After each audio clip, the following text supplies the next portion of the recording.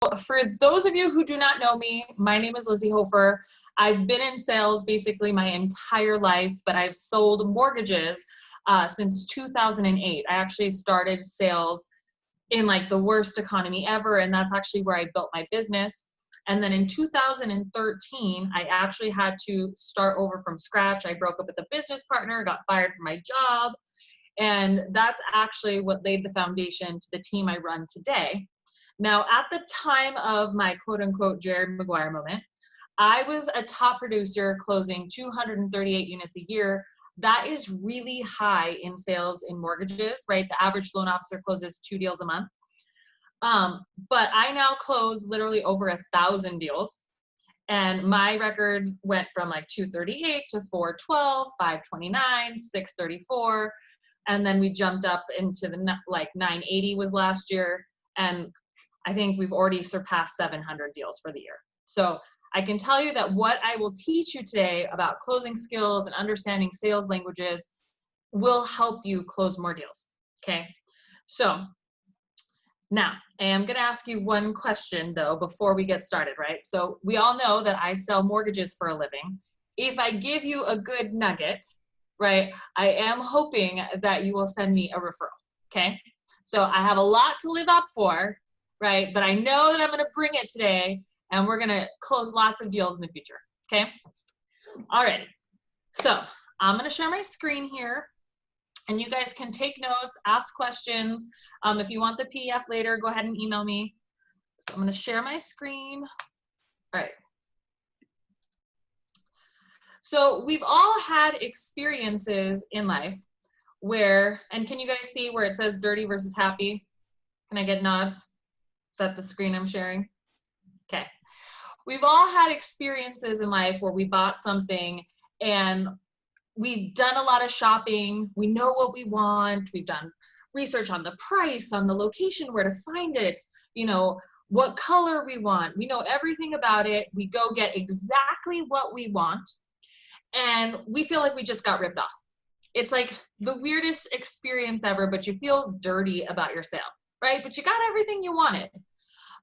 Then there's times where you go in, again, super prepared, you know what you want, you meet your great salesperson, and then all of a sudden you're walking out with a more expensive, like more souped up version of whatever you came in for, but you feel great. And in fact, you and the salesperson, you're new besties, okay? So there's a difference in how sales are done, and it has very, very little, believe it or not, to do with the actual product you're delivering, and more about how you connect with people's actual sales languages, okay? So people have 3 different sales languages. So they either have a head sales language, which means they need lots of facts, lots of details. They want to know everything there is to know about their sales. Then there's people that are super emotional, right? They want to feel good about it. They want you to tell them how great it looks on them or how awesome it's going to be. They want to be able to paint the picture, right? These are people that make decisions with their heart. And then there's people like me. I'm a gut person. It takes me 2 seconds flat to make a decision on something, right? I'll have done my research, but I'll know right when I get there if I'm going to buy it or not. And I don't care how long the guy talks to me for. I just know, right? It's a gut feeling. And there's things that you can do, right, to pick up on how people want to be sold to. Hey, Lizy, okay. Lizy, your email's showing up and not the PDF anymore. Oh man, what's that about? You know what it is? It's because I like moved it so that I would look at you guys and not my screen. Good job, tech challenge. There we go. Let me see. Did I get that now? Now can you see it? It's just over the half top. And half. It's covering a little bit of the email. Okay, let's cover the email. I'm like an 80-year-old. Just expand your screen. Hold on. Let me stop the share for a sec.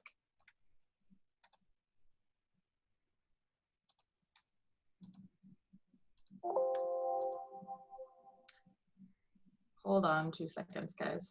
I just want to make sure I get this. You're now sharing correct screen. It just needs to be in, Bigger. right. I know, Yep. but it's giving me a closed tab versus a Oh. like a open. Oh, So, there you go. all right, now we're back. Okay, all right. So, we got it. We got head, we got heart, and we got gut, right? So everyone got it? All right. So how people make decisions is also based on their personality profiles, okay? And so it isn't 100% gonna match with a DISC assessment, but DISC assessment is something that is widely used in real estate. So I figured this was the easiest one for me to explain to you guys. That way, like, you can take this and then go, I think this person's a D. They're more than likely gonna be a gut decision maker, okay? So our first personality profile is a director, right? These are also known as drivers. They're people that are very logical, write this down, very logical and aggressive, okay? So those are the people that call you on the phone and they want to know the price of the house. Hey, tell me what the price of 123 Main Street is, right? You're the listing agent, right? Or they walk in an open house and they just want bottom line answers, okay? Bottom line answer people are typically gut decision makers, even though they're logical, okay? The quickest way to piss off somebody who is a gut decision maker is to not answer their question, okay? Now, there are some of you who are like, but wait, I need to build rapport, right? So there's a couple of tactics that I have developed for drivers, okay? And in order to understand them, we have to go through what they really are looking for, what they seek, and then what things make them feel insecure, okay?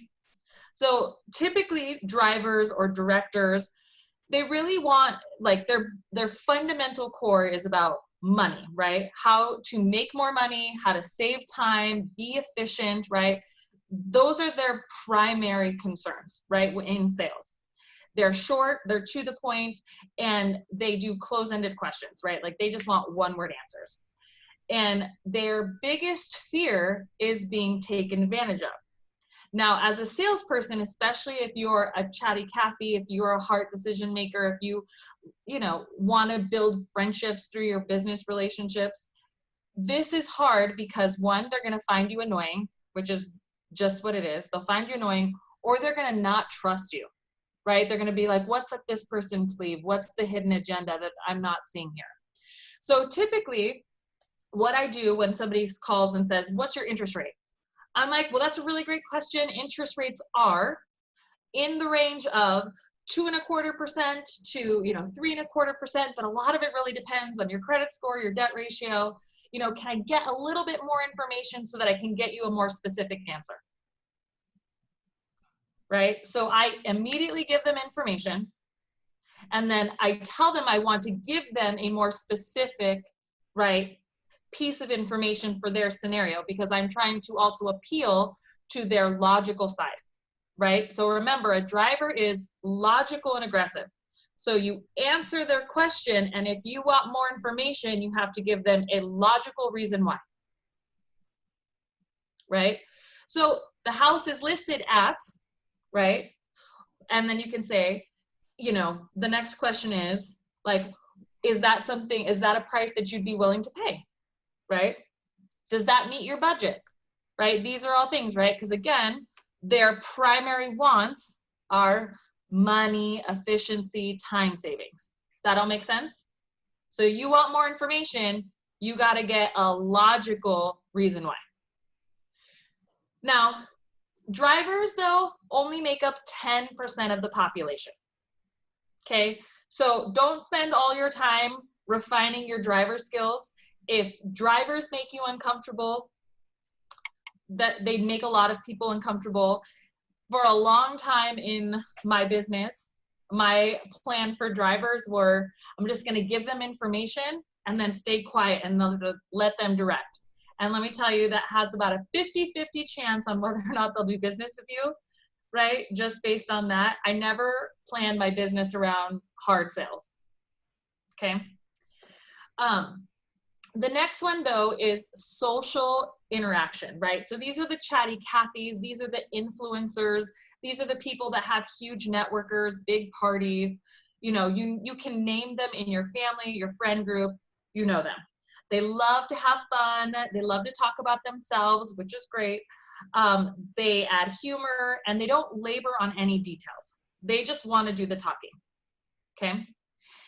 They seek recognition and they fear loss of prestige, okay? So the biggest thing, right, when you're selling them is to paint them a picture, right? This is where your Christmas tree is gonna go. And could you imagine if you built a pool in the backyard? Oh my God, this is the nicest house on the block, okay? Right, like if you can sell them on status, on prestige, on upgraded fixtures, on why this is so nice, what people say about the school district, how this is up and coming. You know what I mean? These are the things that they care about. You also have to be a really good listener because these people will feel amazing if you just let them talk. Right? And you're going, oh my God, that's so great, right? Like they need to feel heard. In fact, there's a really great book by Andrew Carnegie, How to Win Friends and Influence People.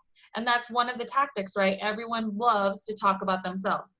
And if they talk about themselves, believe it or not, they feel it's like one of the best conversations they've ever had, right? So just know that, be a great listener and paint the picture, okay?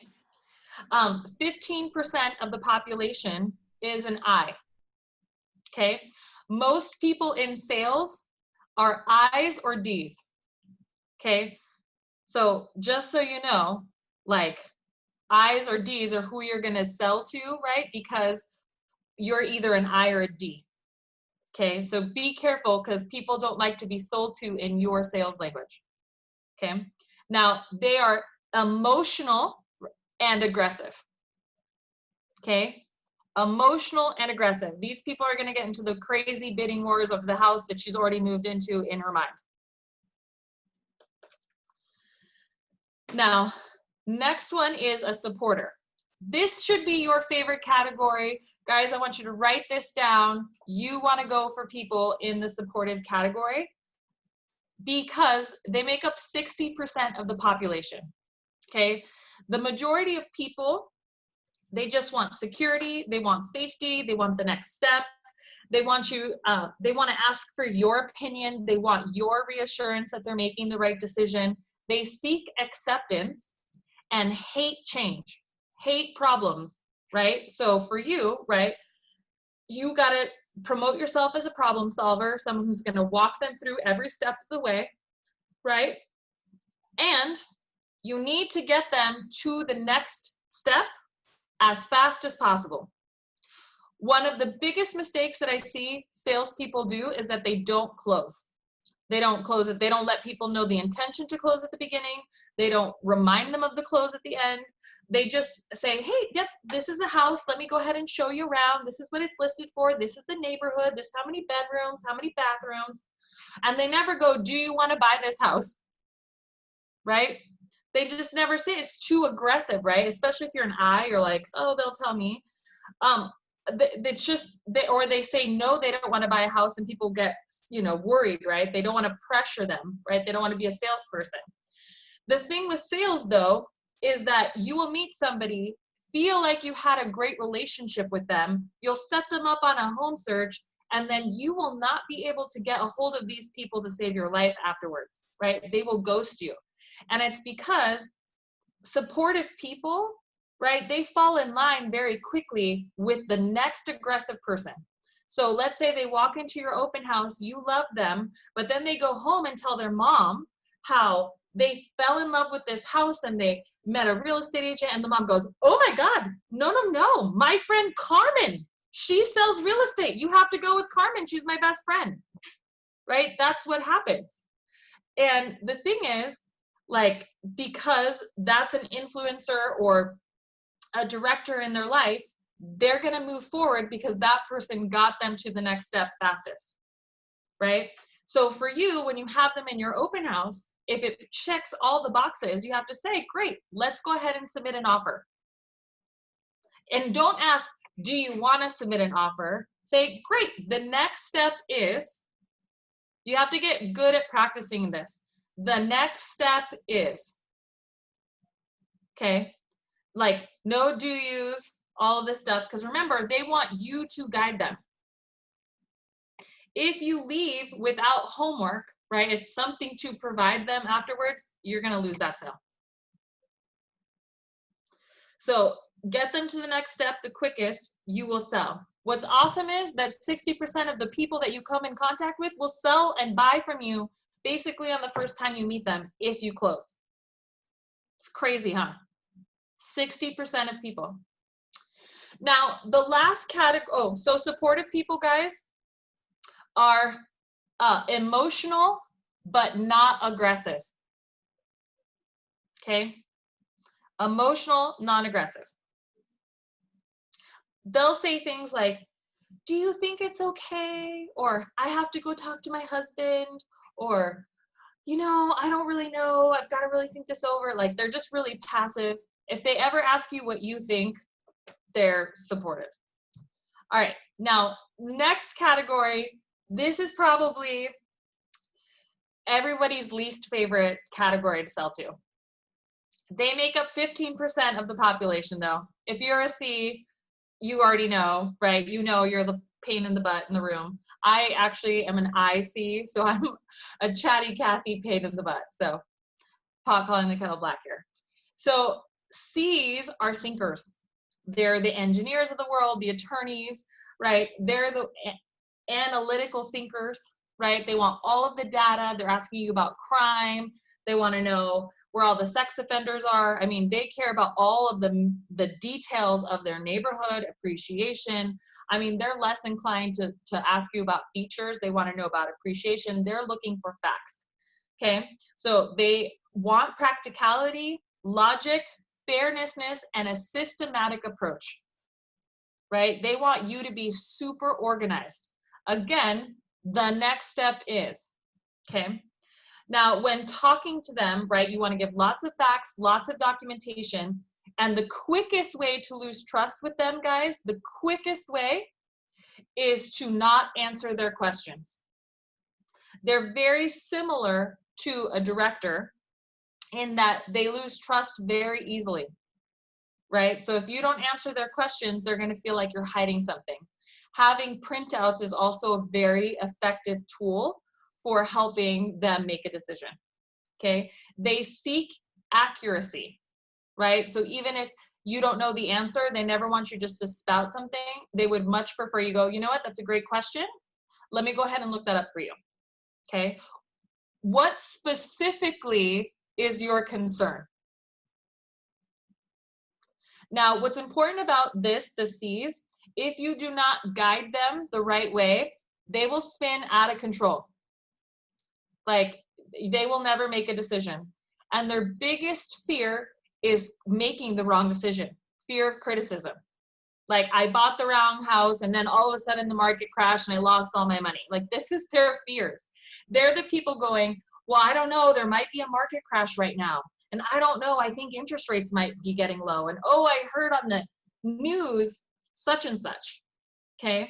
They don't want to make the wrong decision. And they've spent a lot of time and energy trying to prevent them from making the wrong decision, okay? So just know that with C's and D's, right, that's 25% of all sales that can be done. So you got to figure out how to master one of these, okay? Now, with I's, I don't know if I mentioned the quickest way to lose that sale is not to listen to them, if I didn't say that. So with D's, just to summarize, okay, not giving them facts right away up front, lose trust. I's, don't listen to them, don't honor them, support their wants and desires. S's is not closing, right? Not giving them the next step.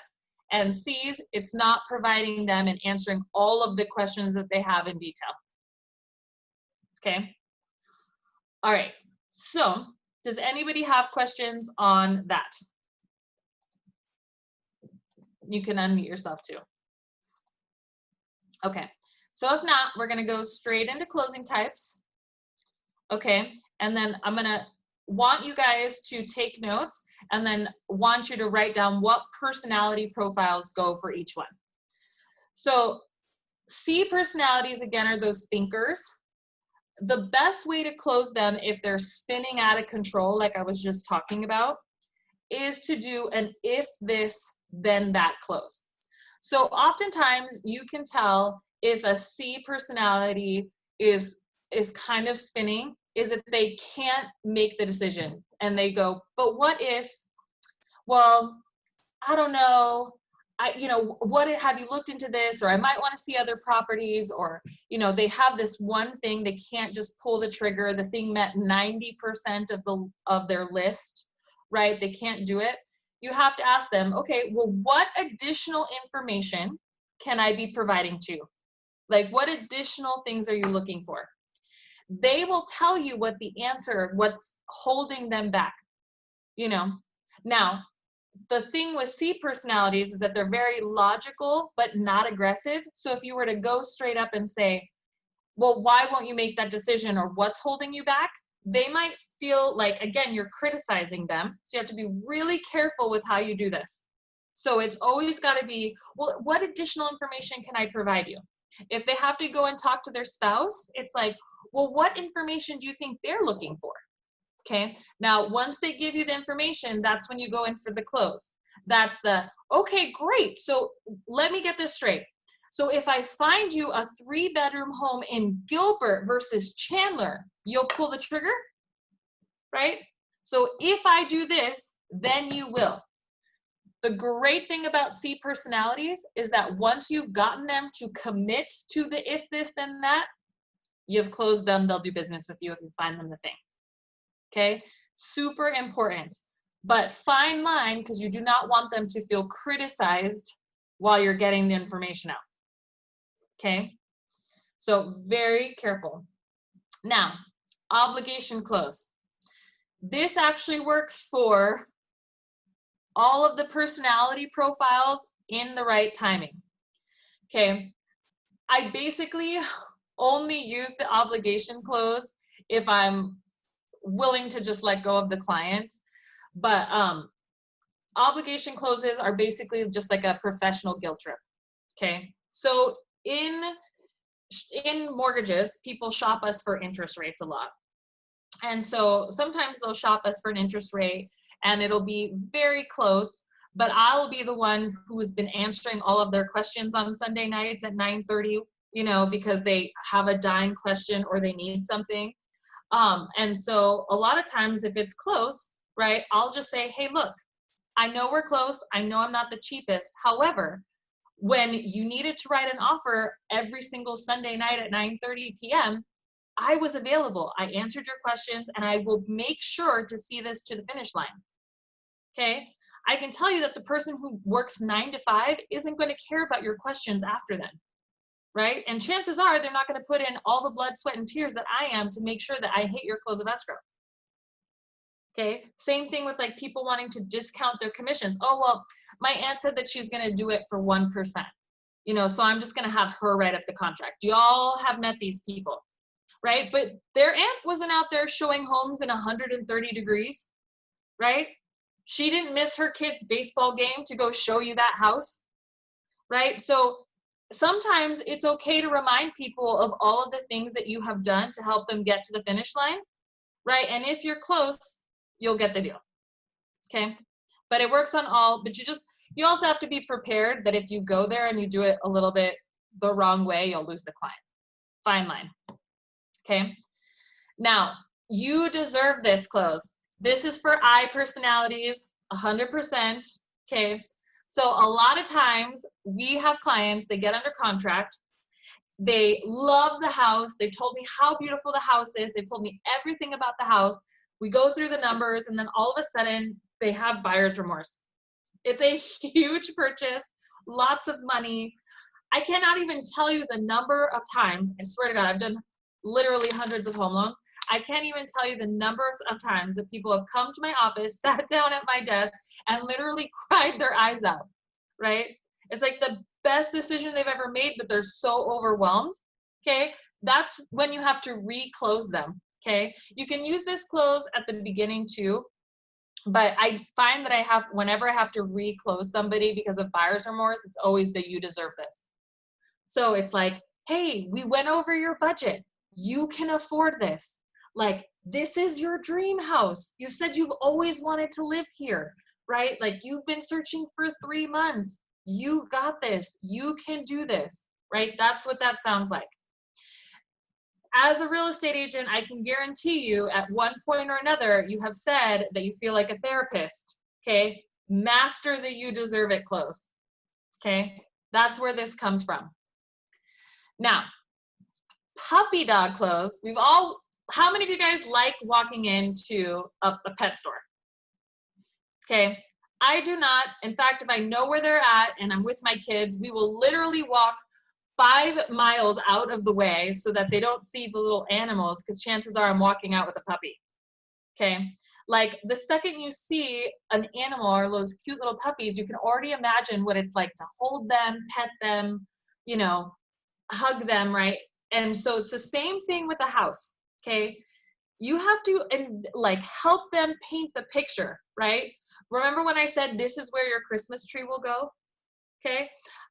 This is what's so important to that. And I am actually sometimes have a hard time with like visuals like that. So when my husband and I first bought our first home together, he literally did the puppy dog clothes on me. He literally showed me where our kids were gonna like be playing out in the pool, and where our Christmas tree would go next to the fireplace, and where we'd put our stocking. I mean, it was like the whole thing. We bought the house, and I remember thinking, my God, like he just puppy dog closed me. But sometimes you need it because people, like, they can't see past the green carpet, or they can't see past the ugly paint. Like, you have to build the picture for them, okay? This also works 100% on I personalities. It won't work on your C's, definitely not your D's, okay? You could do it on your S's, but your S's are basically gonna close anyway if you get them to the next step. Now, number 5, super important for your C personalities, okay? So I always do a list summary close when I'm working with C's, okay? Also, what's super important, guys, and I didn't mention this, but I should have, you should have a buyer consultation sheet or a seller consultation sheet where you're listing all of their needs, right? It's called a needs analysis, okay? And on your needs analysis, it should have their timing needs, their money needs, what stresses them out, their best forms of communication, what their desires are. You really need to get a checklist of all of their needs and then all of the solutions, okay? So with C people, like sometimes it's like, should I buy a point? Should I not buy a point? Should I do a 15-year? Should I do a 30-year? You know, like they have literally worked up the other day 8 different scenarios for somebody. And it was like, and 8 different versions of a 30-year fixed mortgage. You're probably like, that is so overkill. But some people, they just want to know what half a point is, what 1 point is, what buyout mortgage insurance is, you know, the whole thing. So I usually do this in combination with an option close. So I try not to give people any more than 3 scenarios on that too, by the way. So with them, so I'm listing out, and then I go, okay, so this meets your purchase price goal, right? So check. And it meets your location goal, check. And it meets your school district, like, okay, great, check. And it meets the number of bedrooms, okay, check. Right, number of bathrooms, check. Great backyard, check. Oh my God, this hits all of your buckets, okay? I think we're ready to make an offer, okay? The next step is, okay, like this is how that has to go. Now, if somebody doesn't pull the trigger on this, okay, then you go to the if this, then that, okay? If they don't pull the trigger because there's something you missed. Now, a lot of times, guys, it's like we miss something subtle. You know, like they say, well, they wanted to put 50,000 down, but they really thought that their payment was going to be maybe like $100 less. And then once we get to the bottom of it, I'm like, okay, well, what if you didn't put 50,000 down? What if you put 45 down and we bought your mortgage insurance out? And guess what? That's actually $20 less than you really wanted to pay, right? Are we good then? That's how that works, right? So you just have to not let it end there, okay? But typically C's, if you hit all of the boxes on their checklist, you can close them. All right, next is a takeaway close. This is for D personalities. This is for drivers. So these are for people who don't play by your rules, okay? So you can't figure out how to get them to do it. They're really frustrating. You really have to be willing to walk away from them, otherwise it doesn't work. Similar in breakups too, in relationships. If you're not really gonna like take it away, they just know it's a bluff, they'll lose respect, they won't trust you anymore, okay? So you have to be willing to walk away for real. So I've done this before. I had a literal client last month who drove me insane. He just wouldn't follow any of the rules, wouldn't listen to me. And finally at the end, I'm like, look, this is the last transaction I'm gonna do with you. You have to find somebody else to help you with your transactions because you're not willing to do A, B, and C, okay? But let me tell you how fast he got in line. It was unbelievable, but I literally was willing to fire him. Like, it only works if you're willing to fire them. But you have to say, I'm not gonna do business with you unless you do A, B, and C. Okay, so it's like in a listing, and probably not in this market, but there were times like, you know, a year ago when people wanted to sell their homes and it was unrealistic that people would pay $50,000 over the list price, okay? Remember the good old days? Now, right, that's unrealistic, but like back then you would say, hey, I'm not gonna take the listing unless, right? I'm not gonna show you homes unless you sign this buyer broker agreement. Or I'm not gonna keep doing this if, right? You guys can do this. There's lots of clients right now shopping 5 different real estate agents, right? And having them show homes. You don't have to be one of them, especially if your services and the value that you bring is really good, okay? So just be willing to take your services away, right? And then most people, again, like if they really fear, if they trust you and they fear that they're gonna be taken advantage of, I promise you they will fall in line if you're the one that dumps them. All right, next one is 7. It's the easiest one. This should be the #1 close in all of your closings, and it's just the assumption close. So if there are no more questions, the next step is, so if there are no more questions, the next step is master it, practice it every day. Okay, and then option close. This is actually the one I use a lot. I always give people 3 options. So how that looks in mortgages is, okay, the rate's at 1 point cost, no cost, and then a credit. Which one sounds the best to you? Okay, now option closes are best used with D personalities because they need the appearance that they're in charge. Okay, you're really giving them the information, but they need to feel that they're in charge. Okay, when they feel that they're in charge, right, it's easy to close them. It's easy for them to choose an option and you guys run with it, okay? So my best closes, guys, assumption close, option close, and then I use the if this, then that, okay? All right, so I'm gonna stop sharing this really quickly. And then I'm gonna go and read all your questions. Okay, thanks for all the emails ones. Okay, so Shelby asked, for S's, should an agent ask their opinion, then say the next step is? I just asked for questions. So do you have any questions? And they're like, no, I don't have any questions. Okay, great. Then the next step is we're gonna submit an offer. Okay, that's how you answer that. Okay. Okay, so is that the only question we had? Did anybody have like a sales scenario that you wanted me to go over that we could maybe talk about? I know it's tough because we're all in Zoom and I can't pick on you. Let's see. Is there another close that works on S's? I think all of the closes typically work on S's, guys, but S's, they just really need the next step.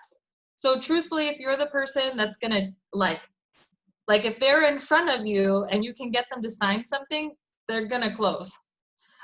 Is there a specific situation? Like well, honestly, if you aren't closing an S, it's because they came into contact with somebody that is influential in their life that they believe has more influence. That's the only reason I see S's not close. Or you might have also just diagnosed them incorrectly. Like you might have said they're an S, but they're really a C, you know. All right. Totally. So I'll email the PDF to Kelly and she'll make sure to get it out to everyone. Okay. Well, guys, you're all real quiet. You guys got a snapshot of my email so you know how busy I am. So if you guys don't have any questions, hopefully I just that means that your mind was blown. Yeah? Is that how it goes? Let me look at all your faces. Thanks, Lizzie. Okay, you got it, Shelbs. Okay, awesome, guys. Well, we can kind of adjourn early, right? This could be a 40-minute Zoom versus like an hour Zoom, okay? Thanks, Lizzie. Yep, I got it. So if you got a good nugget from this, this is the obligation close. Okay, I just spent 40 minutes of my time pouring into you people. I would really love a referral. Okay, my team's super kick-ass. We work super hard. We'll close your deals on time, and we offer really fantastic rates. So I appreciate you guys coming, and I will make sure to get you this PDF, okay? Oh, Michelle, did you have a question, honey? Are you good? No, you're good? All righty, guys. Thanks, Lizzie.